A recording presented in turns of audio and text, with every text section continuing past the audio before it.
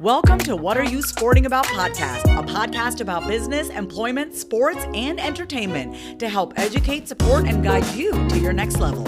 Here's your host, attorney Sivonnia DeBarros. Hi, everybody. It's Sivonnia DeBarros, the protector of athletes. And you will have to forgive me today because I am recording live from Cancun Beach with my husband, Eduardo DeBarros. Hello. So today I want to talk to you about mindset. And I know that a lot of you have probably been seeing my posts that talk about mindset in one way or another. So here's one thing I want you to think about. And I'm not going to quote this verbatim, but there's a doctor named Dr. Dweck who wrote a book, and she talks about mindset in there. She also described that there are two types of mindset. There is fixed mindset and there is a growth mindset. And one of the things that I love about a particular quote that she was quoted saying was that when you walk into mindset, you enter a new world. And basically those who are dealing with a fixed mindset, they are more worried about trying to prove they belong in a space. Whereas those who enter a world of a growth mindset, they are more worried about developing their own lane, right? So that's not verbatim, but that's what I took away from it. So the things that I want you to be cognizant of is if you find yourself just trying to find a seat at someone else's table, trying to prove that you belong, then you may be operating from a fixed mindset standpoint. If you are the type of person that wants to develop and grow and understand why things happen the way that they happen, for instance, if you fail at something, why did you fail, right? Because each time that you learn something new, you are developing, and that growth helps you to be able to move and develop into something greater than what your current circumstances are. So I am going to ask Eduardo, George, some little small trivia questions around athletes and whether they are or have operated in a fixed mindset or a growth mindset. Are you ready? Yeah. Are you ready? I'm ready. I can't hear you. I'm ready. Allison Felix. Growth fixed. Well, Michael Phelps. Come on. fixed. Why you say fixed? Because he's always trying to, I haven't seen anything as far as him developing his own company or anything like that. But do you think you have to develop a company to be? I don't think that, to I think that have you a have growth? to move past who you are as an athlete. Felix has designed her own company and moved forward even when Nike didn't want to sponsor her or believed in her because she has a kid. Yeah, but I think Michael Phelps, he develops off of his athletic brand around mental health. You don't think that's growth? Well, yeah, I would say that's growth, but I think his route was easier. Why do you think it was easier? He was able to just say, I do, smoke marijuana and I do this is how much I eat, and not get penalized for that. If it was someone else, I believe they would have got penalized. But Okay, well, Colin Kaepernick, growth fixed. growth, Muhammad Ali, growth. Layla Ali. Layla Ali? She's growth, but I mean, she is living off her father's name. But Yeah, but I it's think different. She did become a champion, and then she did continue growing past her professional career. Yeah, and I feel like she's creating her own lane. She's anchoring shows or hosting shows Right. and things like that. Yeah. She is. She, like you said, she's doing shows now, so it's not like she just did one thing, and that's like if you look at Fraser's daughter, all she did was boxing, and that was it. She kind of lived off her father's fame and never really did anything after that. Where Ali, she didn't just stop at boxing; she just continued to grow her own name and her likeness. And everything like that to make to keep growing, you know, as an athlete. What about Floyd Mayweather? Oh, growth. Manny Pacquiao? Growth. So both of those guys have long their career longer as far as, you know, creating longevity. Retired, yeah. I mean, some of them are retired. Mayweather's retired. Pacquiao still boxing, but at the same time, he still goes back to the Philippines and gets you know, goes into not the government, but being a senator. He puts into his community. Right. And Floyd Mayweather, even though a lot of people believe he's selfish, it's always about himself. He has grown his own brand, and he still gets box office. He still receives box office? Yeah, box office money, even though he's retired. So he's getting residual income? Yeah, so he's really carrying his name a lot further. And he's developing other boxers too, so he's going to have his own, you know, boxing school and stuff like that. So Serena Williams. Oh, growth. Naomi Osaka. Growth. I think even though it's kind of early, I think that she's. I think she may have the right attitude for a long career. Yeah. But I would say for her right now, I think she would kind of be mixed because I think she's just so young that she's trying to find her own lane. You know what I'm saying? And I think that some of the pressure has gotten to her. But I do see her as a person that's gonna definitely be a major player of creating so many different lanes where she can, you know, give back to the community. Because I think that when you're a mix, you know, because she's Japanese. No, I ain't talking about mixed. No, I know what you're talking about, but I'm just saying when so many people are trying to identify it from one to another, as, you know, the black community or the Japanese community, why you can't be both, you know, you don't lose your Japanese card because they think, you know, you're the first black American or you don't lose your black people than just American. No, I'm just saying that you don't lose your Japanese card just because you identify yourself as an African American. Yeah. You don't lose your African American card just because you go to the Olympics as a Japanese, for the Japanese team. So I think a lot of pressure piled up on her, but I think she handled it pretty well. She's going to continue to grow as a person, I believe. Yeah, I think so too. LeBron James? Growth all day. Michael Jordan? Growth. I mean, a lot of people didn't like comparing them in the beginning, but, you know, I wonder if LeBron actually used to watch Michael Jordan, you know, as a kid, because there's so many similarities between them. Yeah. I think it's very hard to follow someone that's big as Michael Jordan. I think I see what you're saying. And everything is, you're trying to be like Michael. Yeah. You're trying to do.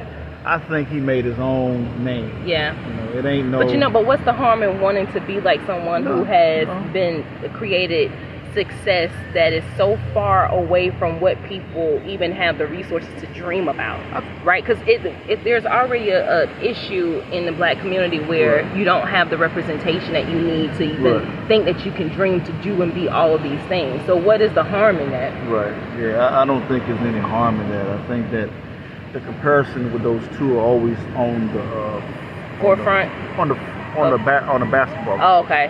Gotcha. How many championships you have, and how many, you know,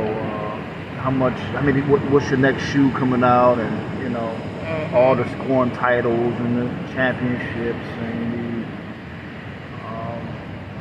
rebound titles. I mean, it's all stats. Yeah. That I think they're two comparing them, but they are very two successful people. Yeah. And it's very hard to follow someone that's been that big. I know, for a long time too. And it's hard to make your own brand, you know, that people can follow. So I think that there's nothing wrong with having a role model like both of them to be like. What about Chris Paul? Chris Paul, me personally, I'm not a big fan of Chris Paul. Why not? I don't know. He's just... Well, fix growth. Well, regardless of whether you a fan or not. Yeah, I'm not what I'm saying is that some of the things that he's done, even being a president of the Players Association? Yeah, Players Association, he's more on the owner side, but he has grown because you don't just become a president out of nowhere. Right. You know, you gotta really you have want to to set the example. You gotta really want to be somewhere. Yeah. And you know, when people's career goes down at 36, he's actually went up. So he's keeping it. He's keep growing and he keeps growing bigger. And when you have a lot of different resources, you can create your own. Yeah. You know? And it's difficult when you don't have. Yeah, and I think that's the importance of this conversation, though, because when we're looking at athletes, you are given a resource, right? I mean, of course, just like any other business, there are liabilities that you have to plan for, but you are making more money than you probably will have ever seen anybody make in 1 year, you know, or in 2-3 years. And so that is a resource. But if you operate from a fixed standpoint, you'll go back home broke. You know, the same way some other people are, because you're so worried about trying to show people or prove something to somebody versus saying, you know what, let me take this little nest egg that I've been given and let me go and plant this somewhere so I can grow something for the future. Yeah, like you don't have to have. Like, what's homeboy name that was driving the Toyota to practice camps and everybody was laughing at him? He played for the Washington Redskins back in the 2000s. Played for Dallas. His name is slipping my mind right now. I cannot think of this boy's name, but he had a Honda Accord. Yep.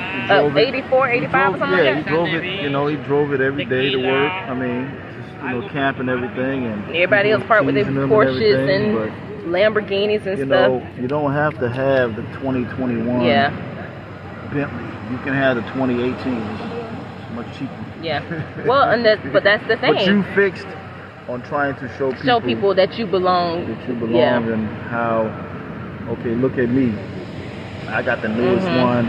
This is, you know, I'm impressed. You're really not impressing nobody but the dealership. Thank you. Yeah. Thank you. Yep.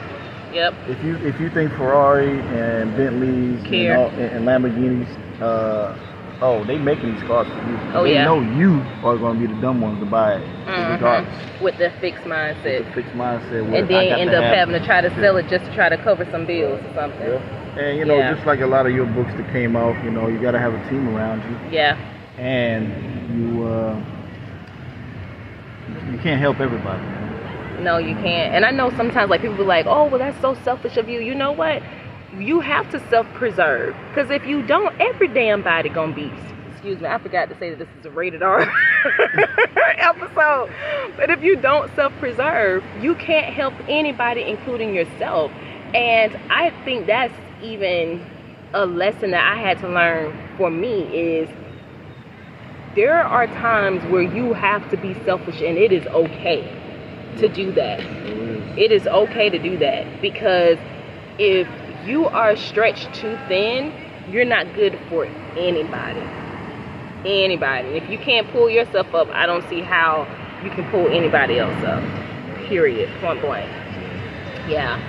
And it also goes to, you know, making sure you have a sound family around you, meaning you know. And even if it's not family, it's like you have a sound.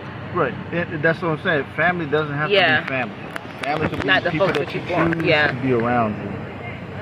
And that you've chosen. Yeah, that you've chosen to be around you. And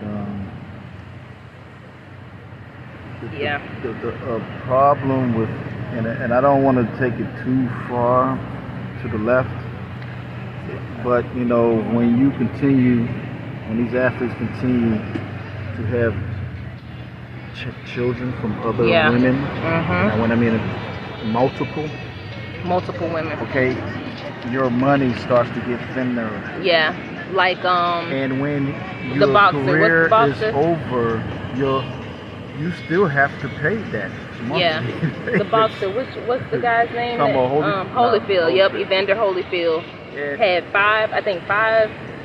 three divorces, I think. Yeah. But he had like 10 or 11 kids, I think. Listen, you can have a family after your career. You don't have to have it during your career.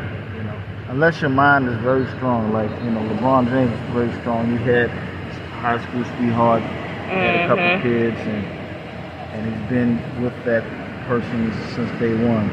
But you're talking about a very small percentage. So there's nothing wrong with starting a family after football or whatever your sport is. Because, like we've talked before, and I've talked to my wife before, your career can be only 4 or 5 years. Your career could only be 4 or 5 years, Yeah. So you're talking about after your career at 25. Yeah. Now you got to find out what to do after that. So. Yeah. No, that was good. Yeah, I just don't want to go too far. Any athletes? That can be a whole new conversation. Another conversation. Any other athletes you want to define around fixed or growth? I would say work done. Work done. After his mother, a police officer, was murdered. When his career was over, he started building homes for single moms. And if that's your choice in life, and that's what makes you happy, and you make a stamp in people's lives where they're like, man, that person helped me. No one did when the government wasn't there for no family.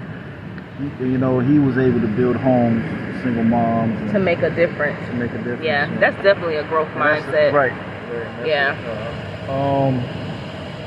Anyone else? I mean, I think it's coming to mind right now. I probably don't have a lot, but But no, I think that was a good example just to get the point across, guys, because this life is nothing but a series of perspectives, and what you get out of it is based on the type of mindset that you bring to the table, period. If your mind is not right, if you're constantly negative about everything, that's the type of result that you're going to receive, because that's the only way that you can perceive it if that's how you are, right? If you are constantly worried about the next person and wondering why you can't advance, and you're just feel like you're working so hard to go nowhere, you might want to check your mindset and see if you've been operating from a fixed mindset where you're begging for a seat at the table. You don't have to beg nobody for nothing, because if you're doing something authentic, it's from the heart, and you truly want to make a difference, if you're operating truly in a growth mindset, you're going to make a difference, because people with growth mindset, they just find a way to do it, to get it accomplished. Look at me. No one helped me to write these books that I've written, What Are You Sporting About, and recently Athletes Making Moves. But it was something burning up inside of me, knowing that I wanted to help someone. I wanted to make sure that people had a clear roadmap on how to define their own success and how to protect themselves. That's a growth mindset, and it's going to continue. You're going to continue to need that type of mindset to take you further into the future where you say that you want to be, right? And even then, you're going to have to continue building. You're going to have to continue building. So anyway, I'm going to sign off. This is Sivonnia DeBarros, the protector of athletes, coming to you live from Cancun, Mexico, here with my special guest, my husband, Eduardo DeBarros. Pineapple. Coconut. That's it, pineapple. Brain is right. So, guys, until next time, I'll check you later. Ciao. Peace. Thanks for joining us this week on What Are You Sporting About podcast. Make sure to visit our website, prosportlawyer.com, where you can subscribe to the show in iTunes, Stitcher, or whatever your favorite platform is, so you'll never miss a show. And while you're at it, if you found value in the show, we'd appreciate a rating on iTunes or iHeartRadio. Or if you'd simply tell a friend about the show, that would help us out too. If you like the show, you might want to check out our book, What Are You Sporting About? Attorney Sivonnia DeBarros is available for private consulting at sldebarros.com. And remember, we're here to educate, support, and guide you in your journey to success, because we're all sporting about something.